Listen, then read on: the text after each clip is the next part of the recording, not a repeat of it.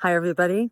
I'm here at the state capitol of New York in Albany, and I am at the Hall of Power. The state capitol building in New York State has probably the most oppressive ballot access rules anywhere. It used to be 15,000 valid signatures that we had to collect, and then Governor Cuomo, just before he was booted out of office in disgrace, he tripled that requirement, so it's actually 45,000 signatures now. This was all part of like a kind of a dirty trick, the actions of the Democrats here and the Republicans in their own way, but I'm focusing here on the Democrats for the moment, because they're the ones who are always shouting, that they're rescuing democracy. Well, here they are, absolutely steamrolling our democracy, throwing opponents off the ballot to try to prevent Americans from having a choice, a real choice.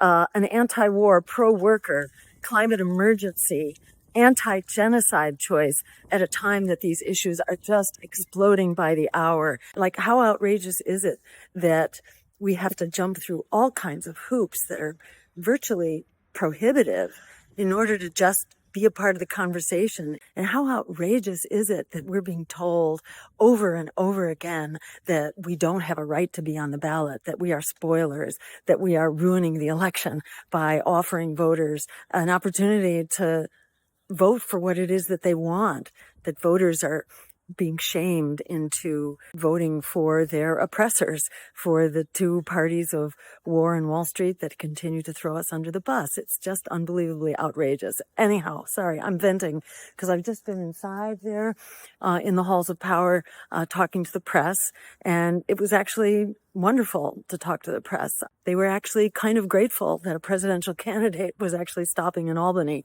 because, usually they don't bother. And it's such a commentary on how totally effed up things are right now, that people are not turning out to vote. They are not happy to have this zombie, really two zombies being rammed down our throats right now. And so you saw over 80% of Democrats basically boycotting the Democratic primary. So there is a huge bucket of people now who are just tearing their hair out for other options, which we deserve, which we should not have to apologize for, which we shouldn't have to fight our way through ballot requirements that were the product of dirty tricks. So we are here to fight this fight. We are here to demand democracy. We are here to demand other choices that actually serve everyday people.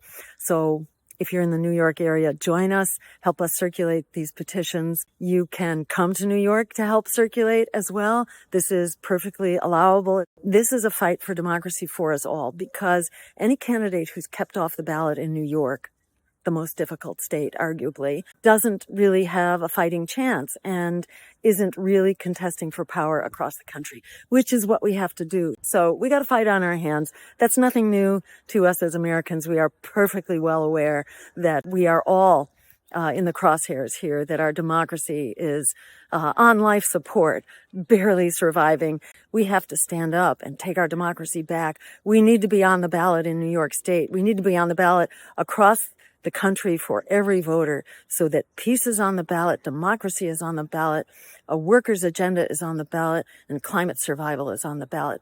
We are on track to be the only such campaign that will actually be on the ballot across the country. If you are in the vicinity of one of the states of struggle now, which are particularly New York, Illinois, and Indiana, get in touch with us at jillstein2024.com and join the team, because we are all in this together.